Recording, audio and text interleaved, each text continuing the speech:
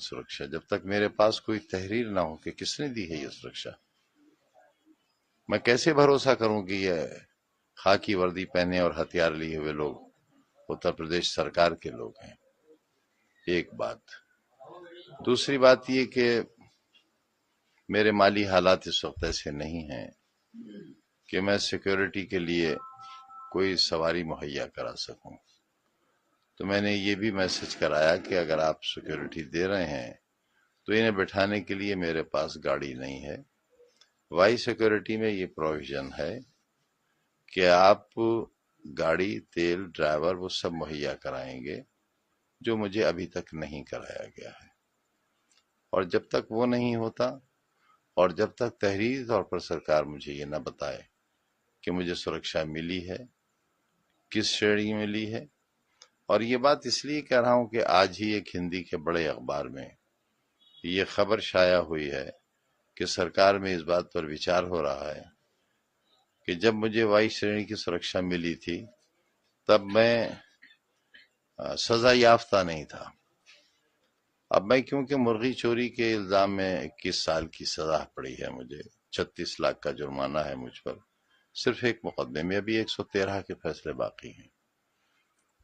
تو جب میں سزا یافتہ مجرم ہوں اور بقول اس اخبار کے سزا یافتہ کو سیکیورٹی نہیں مل سکتی، تو میں یہ کیسے مان لوں کہ یہ لوگ جو آئے ہوئے ہیں یہ کب واپس لے لیے جائیں گے؟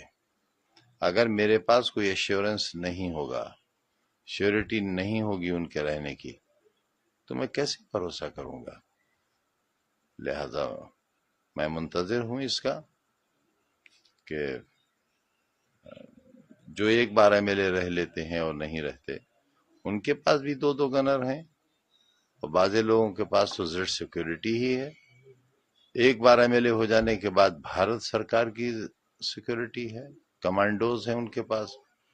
ہمارے ورودھیوں کے پاس، جنہوں نے شہر لوٹ لیا، آبرو لوٹ لی، جنہوں نے لوکتنتر لوٹ لیا، ساری ویوستھا لوٹ لی، ان کے پاس سینٹرل گورنمنٹ کے کمانڈوز ہیں اس مرغی چور کے لیے۔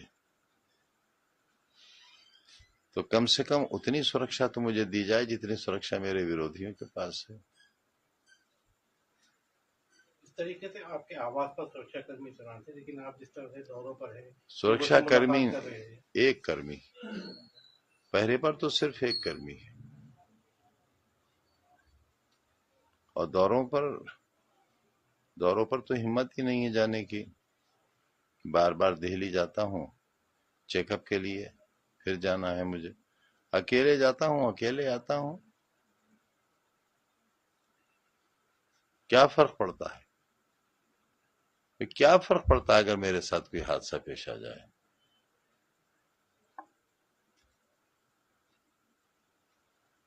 ویدھان سبھا میں ایک کنڈولنس ہو جائے گی، ایک پارلیمنٹ میں ہو جائے گی، کہہ دیا جائے گا مرحوم بہت اچھے آدمی تھے۔ یہ نہیں بتایا جائے گا اس وقت کے چور بھی تھے، وہ مرغی چور تھے، بکری چور تھے، بھینس چور تھے، فرنیچر چور تھے، کتاب چور تھے، انہوں نے اور ان کی پروفیسر بیوی نے شراب کی دکان لوٹی تھی۔